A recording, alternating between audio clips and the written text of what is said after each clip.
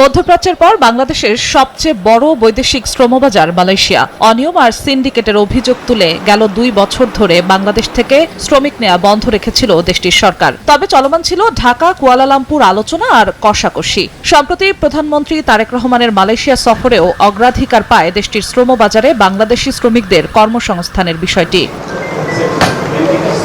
অবশেষে মঙ্গলবার দুপুরে সিলেটে মার্কিন রাষ্ট্রদূতের সঙ্গে সৌজন্য সাক্ষাৎ শেষে প্রবাসী কল্যাণ ও বৈদেশিক কর্মসংস্থান মন্ত্রী আরিফুল হক চৌধুরী দেন সেই কাঙ্ক্ষিত সুখবর। সাংবাদিকদের জানান, সোমবারই খুলে গেছে বাংলাদেশি শ্রমিকদের জন্য বন্ধ হয়ে যাওয়া মালয়েশিয়ার শ্রমবাজার। গতকালকে দেখছেন তো মালয়েশিয়া ইজ ওপেন।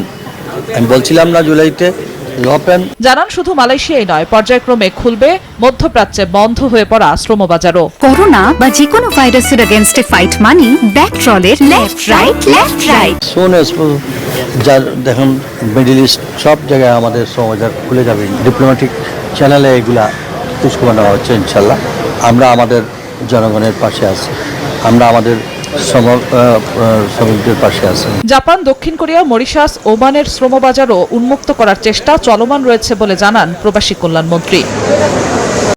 হ্যাঁ বন্ধুরা, বর্তমানে আমরা যে ভিডিওটি দেখলাম এখান থেকে কিন্তু বিস্তারিত বিষয়গুলো বলা হয়েছে যে বাংলাদেশ থেকে মালয়েশিয়ার কলিং ভিসাতে কর্মী পাঠানোর ব্যাপারে। এখন বাংলাদেশ থেকে যারা মালয়েশিয়াতে ঢুকতে চাচ্ছেন, প্রথমত আপনাদের কাজ হচ্ছে আপনারা অবশ্যই একটু সতর্ক থাকবেন। বর্তমানে কিন্তু এখন বিভিন্ন এজেন্সি সজাগ হয়ে উঠেছে, যারা বাংলাদেশ থেকে বিভিন্ন ক্লায়েন্টদের সাথে প্রতারণা করে। মূলত তারা কিন্তু আসলে দেখা যায় যে বিভিন্ন জায়গাতে ছোট ছোট এজেন্সি খুলে বসে থাকে, পরবর্তীতে ফাইল টাকা পয়সাগুলো নিয়ে তাদের কিন্তু কোনো কার্যক্রম করে না, অফিস বন্ধ করে তারা কিন্তু পরবর্তীতে হারিয়ে যায়।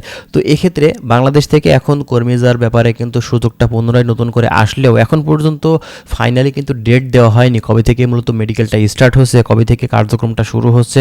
তো যারা বাংলাদেশ থেকে আসলে এই কলিং ভিসাতে মালয়েশিয়াতে ঢুকতে চাচ্ছেন আপনারা অবশ্যই যেতে পারেন। তবে অবশ্যই এই সময়টার ভিতরে কলিং খোলার আগ পর্যন্ত আপনারা কিন্তু এজেন্সি সিলেক্ট করতে পারেন। ভালো ভালো যে এজেন্সিগুলো আছে তাদের মূলত বিগত দিনগুলোর ভিসার সাকসেস আপনারা দেখতে পারেন, কোন এজেন্সি কেমন কাজ করছে, কি ডিমান্ড তারা মূলত আসলে দিচ্ছে, সেগুলো একটু যাচাই বাছাই করবেন এবং কোন এজেন্সি আপনার সাথে এগ্রিমেন্ট চুক্তি দ্বারা কাজ করতে চাচ্ছে তাদের মাধ্যম দিয়ে আপনারা কিন্তু কাজ করবেন। বাংলাদেশ থেকে প্রচুর এজেন্সি আছে যারা কিন্তু মালয়েশিয়ার বাজার নিয়ে কিন্তু কাজ করে থাকে, বর্তমানে প্রচুর এজেন্সি আছে। তবে কথা হচ্ছে বাংলাদেশ থেকে কিন্তু এবার গ্রেডিংয়ের আওতাভুক্ত হয়তো হতে পারে, যে ধাপে ধাপে আপনার ভালো মন্দ গ্রেডিং ঠিক আছে করা হবে এজেন্সিদের, তারপরেই কিন্তু তাদের পারমিশনগুলো দেওয়া হবে যে আসলে কি পারমিশন পাচ্ছে আর কি পারমিশন পাচ্ছে না। তো এখন কথা হচ্ছে আমাদের মালয়েশিয়া থেকে যে অবৈধ কর্মীগুলো আছে তাদেরকে বৈধকরণ করা হবে কিনা সে ব্যাপারেও এখন পর্যন্ত কোনো সিদ্ধান্ত আনোয়ার ইব্রাহিম সরকার নেয়নি। এখন এটা শুধুমাত্র দেখার বিষয় এবং অপেক্ষা করার পালা। তো দেখা যাক এটা নতুন কোনো আপডেট তথ্য আমরা পাই কিনা, যদি পেয়ে থাকি সেক্ষেত্রে অবশ্যই আমরা আপনাদেরকে দেওয়ার চেষ্টা করব। তো যাক বন্ধুরা, ভালো থাকবেন, আশা করছি বিষয়গুলো আপনারা ক্লিয়ারলি বুঝতে পারছেন। যদি আরও বিস্তারিত তথ্য আপনারা পেতে চান সেক্ষেত্রে অবশ্যই আপনারা আমাদের চ্যানেলের সঙ্গেই থাকবেন। ভালো থাকবেন, আল্লাহ হাফেজ।